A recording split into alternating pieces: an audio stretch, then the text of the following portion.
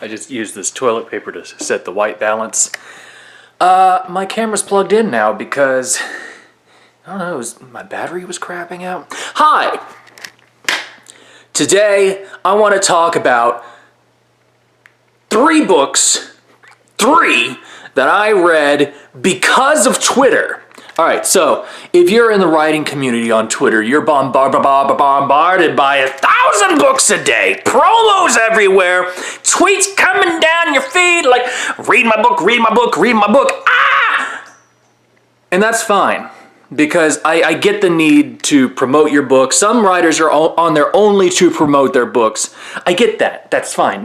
Do what you want to do. People will follow on what they'll do, whatever they want to do, okay? But I can tell you from my experience that it doesn't seem to work very well. Most of the success I've seen comes from off of Twitter, not within Twitter, or the people that had success on Twitter already had a following on Twitter who were like really engaged with them, and then you got to make that personal connection. Speaking of which, hello. No, so I want to tell you about, because I am a very irregular reader, and I take long gaps between books, and sometimes I take long gaps while reading a single book.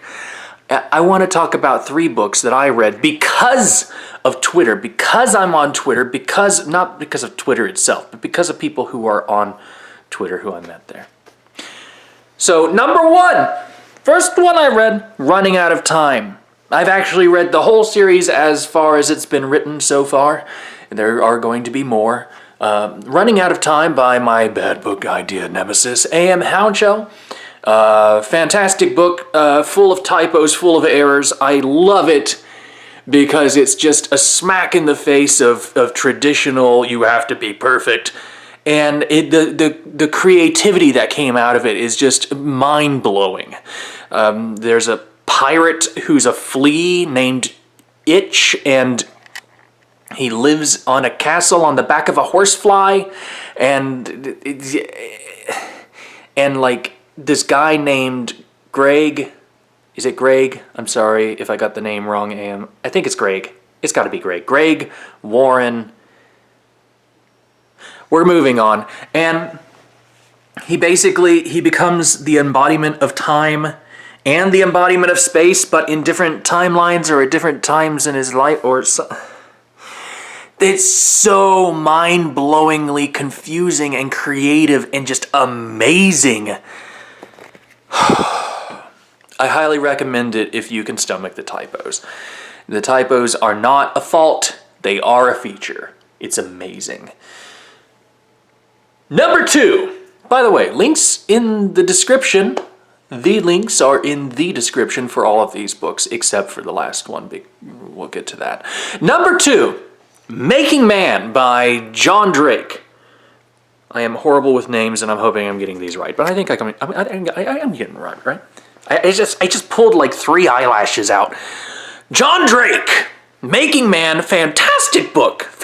Freaking-tastic. Not a typo in this whole book anywhere that I could find ever. And like, John, you edited that yourself, I think. How did you do such a good job?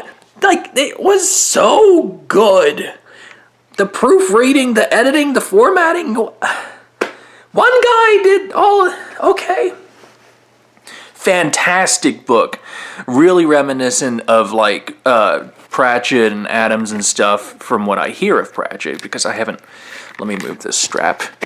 I haven't read a lot of Pratchett, but like, I haven't really read any Pratchett besides like a couple of chapters. But it's, from what I hear, it's very reminiscent of Pratchett. And like, it's just a good book. Like, forget comparing it to any other people. Go read Making Man. It's a good prehistoric comedy. Fantastic things going on. Man, I'm bad at reviews.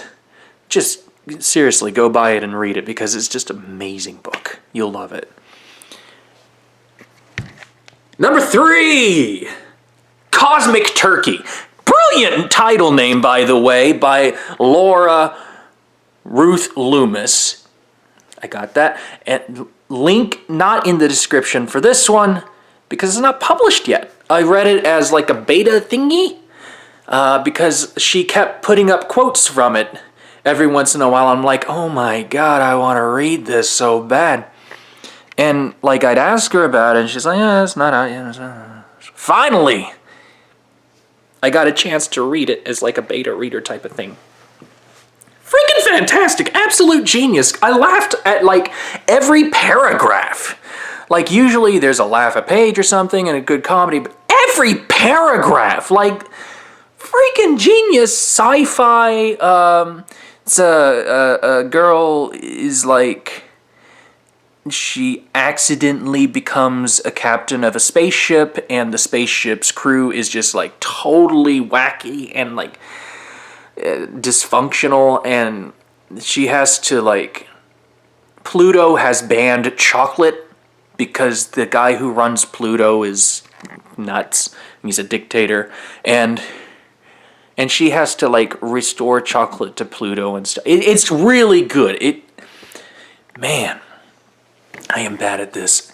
Anyways, that's number 3, but you can't buy it because she's still working on it. But it is finished, but she's doing a rewrite because it wasn't like super long. It was just under 40,000, which I think is a great length, to be honest. But a lot of people don't. So if you're an agent or something, I mean, you know, like keep an eye on that. Maybe talk to her about it because it's really good. If you're looking for that kind of thing. All right. Anyways, that's my 3 that I've read off of Twitter. 2 of those you can buy down in the description. And yeah. And don't feel bad if I haven't read your book. I'm not a big reader. Like, I maybe read 5 books a year or some crap. I'm a really slow reader, and like I take a lot of breaks, and I'm just not that big into reading, weirdly enough. Anyway, hope you're having a great day. Something. I was going to say something at the end of this. Oh, I probably just had a short story go up on Patreon. I put short stories up there like once, 3 times a week, something like that. If you're interested, go check it out. That link's in the description too. And I will talk to you later. All right.